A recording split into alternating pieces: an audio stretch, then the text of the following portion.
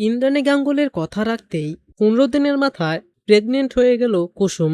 আর তাই তো নাতের মুখের দিকে তাকিয়ে কুসুম আর আয়ুষ্মান দুজনকেই মেনে নিল ইন্দ্রাণী গাঙ্গুলি। হ্যাঁ সুপ্রিয় দর্শক, কুসুম ধারাবাহিকের ধামাকাদার নতুন প্রমোতে তো আমরা এরকমটাই দেখতে পারবো। সো এই ব্যাপারে সম্পূর্ণ বিস্তারিত জানতে চাইলে এখনই এই ভিডিওটি একটু না টেনে একদম শেষ পর্যন্ত দেখতে থাকুন, এবং আজকের পর্বটি যদি আপনাদের ভালো লেগে থাকে তাহলে একটি লাইক দিয়ে দেবেন। সো আজকের পর্বে আমরা সবাই দেখতে পারবো যে ইন্দ্রাণী গাঙ্গুলি যখন কুসুমের কাছে তার নিজের ছেলেকে চায়, নিজের ছেলের আগের জীবন ফিরিয়ে দিতে বলে কুসুমকে, আর তখন কুসুম তো ইন্দ্রাণী গাঙ্গুলিকে কথা দেয় যে সে ১৫ দিনের মাথায় আয়ুষ্মানকে এই বাড়িতে ফিরিয়ে দেবে। আর আমরা দেখতে পাই যে তারপরই কুসুম মূলত একটি সুন্দর দারুণ পরিকল্পনা করে। সে বলে যে হ্যাঁ, একমাত্র এই কাজটি করলেই দেবীমার কথাও রাখা হবে এবং আয়ুষ্মান মানে ছোট সাহেবও এই বাড়িতে ফিরতে পারবে। আর সেটা হলো বাচ্চা। আর তাই তো এবার আয়ুষ্মান বাড়িতে ফিরলে তখন কুসুম আয়ুষ্মানকে বলে যে ছোট সাহেব, আমি যদি আপনার কাছে কিছু চাই তাহলে আপনি আমাকে দিবেন। আর তখন আয়ুষ্মানও বলে যে হ্যাঁ, কি চাও তুমি বলো, আমি আমার সর্বোচ্চ দিয়ে চেষ্টা করব তোমার জন্য সেই জিনিসটা নিয়ে আসার জন্য। আর তখন কুসুম বলে যে আমার একটি সন্তান চাই।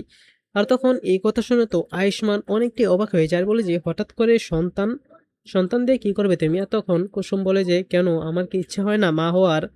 আমি কিছু জানি না, আমি আপনার কাছে সন্তান চাই। আর তখন আয়ুষ্মানও তো কুসুমের সঙ্গে আর না কথা বাড়িয়ে সে বলে যে আচ্ছা ঠিক আছে, তোমার এই ইচ্ছাটা আমি পূরণ করব। আর তারপরে আমরা দেখতে পারবো যে ১৫ দিনের মাথায় আমরা সেই খুশির খবর শুনতে পাই কুসুম প্রেগনেন্ট। আর তখন এই কথা শোনার পরেই তো বাড়ির সবাই খুশিতে একদম লাফাতে থাকে।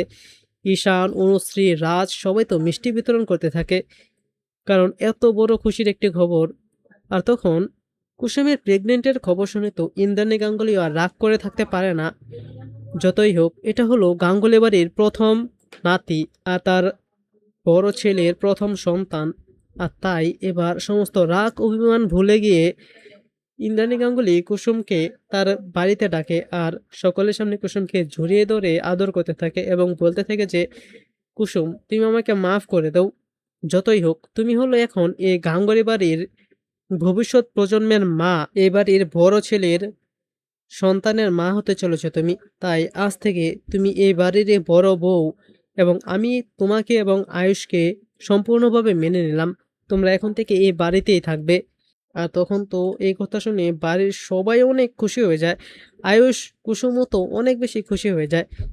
তো সুপ্রিয় দর্শক, আপনারাও চান তো যে এভাবে হাসি খুশিভাবে সবকিছু সমাধান হয়ে যাক এবং কুসুমও একটি সন্তানের মা হোক।